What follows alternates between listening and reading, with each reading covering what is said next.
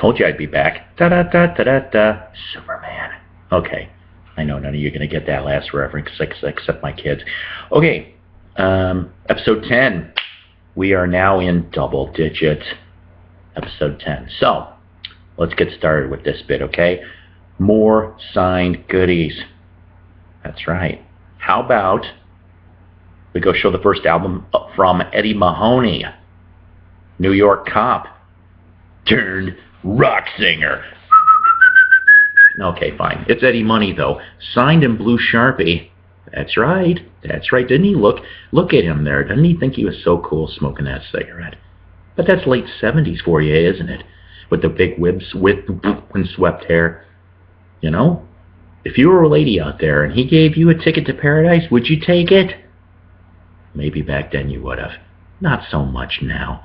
I love you, Eddie, but not so much now. This one here, okay? Let's see, what do we got here? Of course, 2 tickets to paradise. That's the first one on there. You really got a hold on me. Go figure. He goes and tries Miracles covers. Hey, want to be a rock and roll star? Yeah, you know what that is. Let's see here, Baby Hold On. I love that song. I really, really do. So, I mean, you got some fun here. Now, let's see, anybody particular? Really quick here on the yeah, typical session stuff. Tom Scott.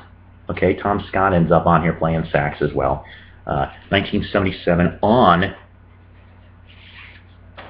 the CBS label. Beautiful condition on that one as well. Okay, now sometimes I find material, or let's see, how do I explain this? I won a contest in the 90s, okay, and, excuse me, there was a bunch of different prizes. I can't even remember the music website. And I also have to confess that sometimes, you know, well, free is free, okay? And I got an unexpected package one day in the mail with a signed album by these guys. Now, at first I didn't know who they were. And I gotta confess, I still don't really know much of their music.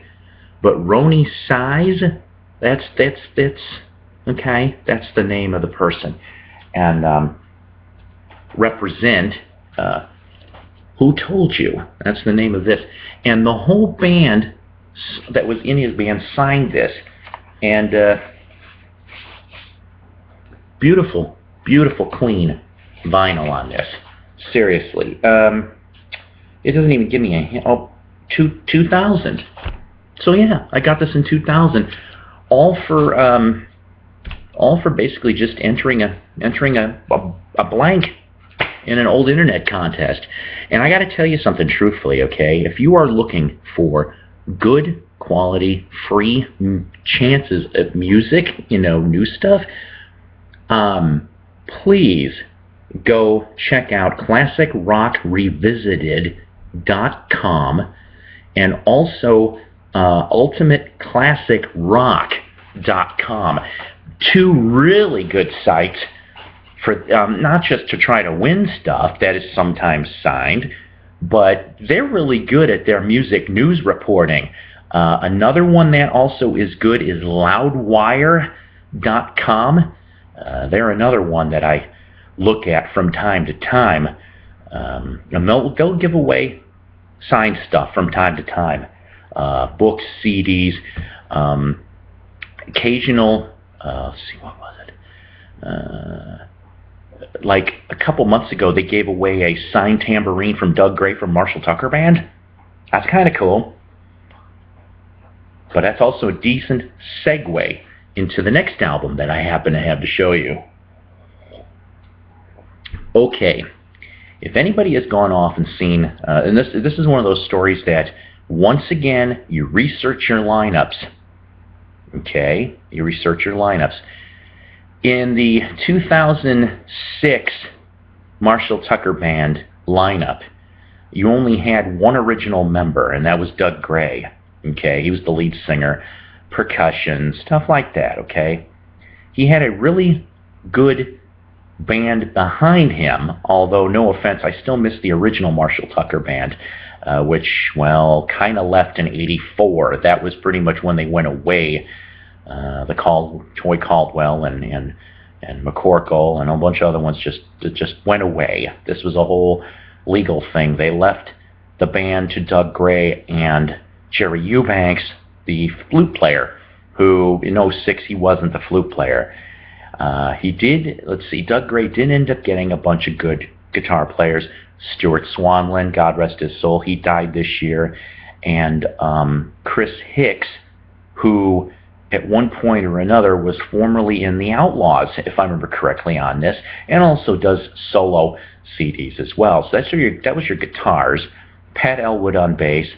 But the other two that were in this band kind of struck interest to me. David Muse, played sax and flute. He was in the band Firefall in the '70s and right around the cusp of the '80s. And then the drummer was B.B. Borden. And I'm sitting here, and once again, you know me and my musical mind. I'm like, B.B. Borden, why does that name sound familiar to me? So I'm digging around, and I'm digging around in my music books, because I have a bunch of music encyclopedia type stuff, or at least I did at the time. And I found out that he originally was a drummer for a really good band out of Georgia called Mother's Finest. They originally were on Epic Records. If you happen to come across any Mother's Finest, snag them. You will not be disappointed. I have 2 of their albums. If I remember correctly, they put out 3 to 4 back in the day, but like I said, my memory's escaping me right now. So after Mother's Finest, though, he went to go to another Southern rock band, but only for 1 album. Molly Hatchet. Yes, Molly Hatchet. I like Molly Hatchet. I've always liked Molly Hatchet since the beginning. I had that first album when I was like 12. This one here, of course, is called No Guts, No Glory, which, with the exception of Double Trouble, live from '85, this was the only album that didn't have a painting on the cover. That was either Frank Frazetta or other ones. And I got to commend, once again, we talked about Roger Dean, I think, a couple episodes ago. Frazetta was a genius. Him and a few other ones that did for Molly Hatchet. Now I know you're saying to yourself, well, what the heck, I don't see no autograph. I know. That's because he decided to be funny and signed it on the back. Now, the thing is, I know you can't really see really good here, but B.B. Borden looks like he's 12 years old. He really does. He looks like he's like 12, 13 years old. And this album, by the way, put out in 1983 on the, at that time, of course, Blue Epic. They changed it to that. Beautiful condition. And when he saw that, he took a look and he started laughing. And what was it? David Muse was around him, and even Doug Gray was trying to figure out. He's like, "What's so dang funny?" And he goes, "My God, I haven't had to sign this album in several years, and every time I look at it, I look like I'm a kid." And I told him about the 12, 13-year-old comment, and he goes, "Yeah, that's exactly it. So I'm not the only one." I'm like, "That's right." Okay, so once again, always research your bands before you go to a show. Which, speaking of, here we go again. I was trying to figure out where my other Donnie Baldwin from Jefferson Starship signed album was. Knee Deep in the Hoopla. Yeah. They look like they're trying to have fun, aren't they? Yeah. Kind of cheesy too, isn't it? But, of course, signed it in the corner. This one here, of course, happens to have the good old We Built This City, VH1's suckiest song of all time. Sarah, I can't listen to that song without thinking about my sister. I know, kind of weird. But yeah, so, and of course this one here, yeah, your inner sleeve. Here's all 5 of them, okay. Of course, on this particular lineup, you still have, okay, you got Greg Chiquito, can't pronounce him, a really damn good guitarist. Started out at the tail end of Airplane, really talented. And of course, Mickey Thomas. Mickey Thomas still playing in a version of Starship. Okay, it's called Starship featuring Mickey Thomas. Grace Slick, of course. We all know who Grace Slick is. And Pete Sears, who also was a late remnant of Jefferson Airplane, like I want to say 72, 73. He walked in on this too, of course, for the RCA label as well. Okay, anybody that, like I said, knows that I'm originally from the Chicago area, okay? So I ended up loving Chicago rock, 50s, 60s, 70s. This is one of my guilty pleasures.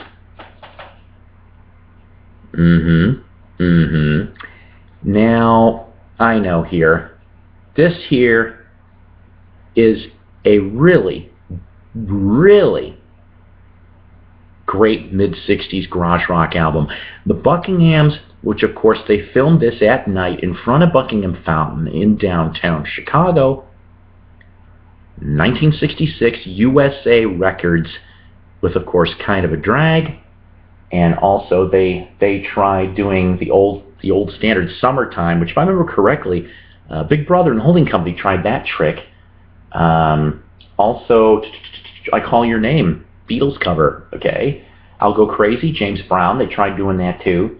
And Sweets from My Sweet, the old Thomas Schumann tune as well. This particular album, of course, here's your Dark USA. I've seen two different varieties of this. This one in here is in mono, but it is signed by two of the members, Carl Guimaraes, I hope I'm pronouncing that right, and Nick Fortuna. They are the only two members in the band still playing as the Buckinghams. This is also, of course, how I got this one signed. In One Ear and Gone Tomorrow. Also signed by both of them, too. How trippy for 1968. This one here, of course, let's see, what do you got here? You got Back in Love Again. Can I Get a Witness?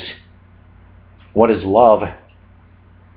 All kinds of good stuff. Here's another little bit there, okay?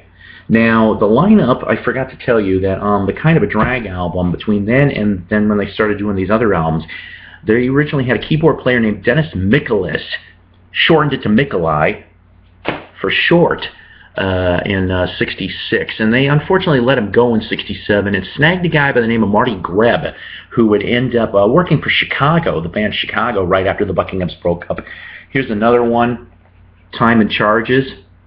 I gotta tell you, I love Don't You Care. Don't You Care is like one of my favorite damn Buckingham songs. Mercy, Mercy, Mercy, of course, is another one. Okay, everybody's saying, okay, we want to see it. Old school Red Columbia in mono. Yeah, I got it in mono. I love mono. So, let's see. What else really quick? Because I don't want to run out of time here. Survivor's Premonition album, signed by Jim Peterick. Yes, what do we got here? Chevy Night, Summer Night, Poor Man's Son. Oh, I love that one. Let's see, what else?